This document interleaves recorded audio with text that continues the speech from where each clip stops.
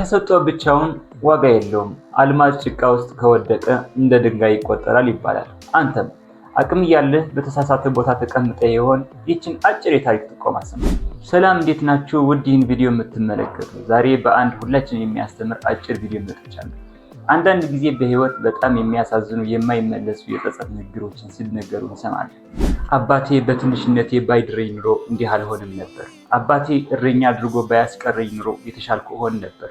የትምህርት እድል ባገኝ ኑሮ የት በደረስኩ ነበር። በሙያዬ ብሰራ ኑሮ የት ሆን ነበር።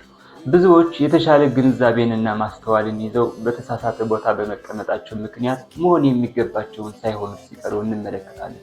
ምክንያቱም የፈለግነው ችሎታ፣ ዕውቀት፣ ጥበብንና ማስተዋልን ቢኖረን በትክክለኛው ቦታ ካልተቀመጥን ችሎታና ዕውቀት ቢኖራቸው ምንም ትርጉም የለውም። አንድ አባባል አለ፣ ማንበብ እየቻለ በማያነብና ማንበብ በማይችል ሰው ላይ ምንም ልዩነት የለም። ለዚህ ማሳያ የሚሆን አንድ አጭር ታሪክ እንመልከት። አንዲት ግመል ከልጇ ጋር በመካነ አራዊት ወይንም ፓርክ የምንለው ቦታ ላይ ተቀምጣ ያለች ልጅ እናቷ እንዲህ ብላ ጠየቀች። እማዬ፣ አንድ ነገር ልጠይቅሽ፣ እኛ ለምንድን ነው እንዲህ ትልቅ ኩንትል በጀርባችን ላይ ያለው አለች።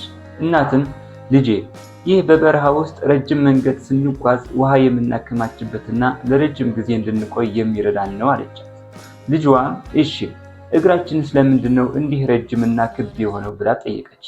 እናትም ይህማ በበረሃ አሸዋ ስንጓዝ እግራችን እንዳይሰጥምና በሙቀቱ እንዳንቃጠል የሚረዳን ነው ስትል መለሰች። ልጅም መልሳ በጣም ጥሩ፣ አይናችን ላይ ያሉት ሽፋሽፍቶችስ ለምንድን ነው እንዲህ የረዘሙት አለች። እናትም መልሳ ልጄ፣ ይህ ደግሞ በበረሃ ውስጥ ኃይለኛ አዋራና አሸዋ ሲነሳ አይናችንን ለመከላከል ነው አለች። ልጅቷ ግመል ለጥቂት ሰከንድ አሰበችና የመጨረሻውን ጥያቄ ጠየቀች። እሺ እማዬ፣ አቅም ያለው ኩንትል፣ ጠንካራ እግርና ረጅም ሽፋሽፍቶች በረሃ ውስጥ እንድንተርፍ የሚረዱን ከሆነ ታዲያ አሁን እዚህ መካነ አራዊት ውስጥ ምን እንሰራለን አለች ይባላል። ዛሬ በዚህ ጊዜ ልክ እንደ ግመሏ በረሃውን ማቋረጥ የሚችል አቅም ያለው በመካነ አራዊት የታሰረ ስንት ሰው ይኖራል? ዛሬ በዚህ ጊዜ ከራሱ አልፎ ለብዙዎች የሚተርፍ ችሎታ ያለው በየወሩ 10,000 ብር የሚጠብቅ ስንት ሰው ይኖራል? ዛሬ በዚህች ሰዓት በተሳሳተ ቦታ በመቀመጡ ምክንያት በቤት ኪራይና በኑሮ ውድነት የሚቀረብ ስንት ሰው ይኖራል? ብዙዎቻችን ጎበዝ ልንሆን እንችላለን፣ ግን ያለንበት ቦታ ችሎታችን የማይፈልገው ከሆነ እንደማንረባ አድርገን ነው ራሳችንን የምንመለከተው።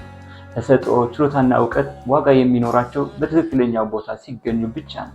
ችሎታን የሚቀብር ቦታ ላይ ከተቀመጥክ ምንም ምክንያት ሳትደረድር ችሎታን ዋጋ የሚሰጠው ቦታ እንፈልግ። እዚህ ላይ አንድ ጥያቄ ልታነሳ ትችላለህ።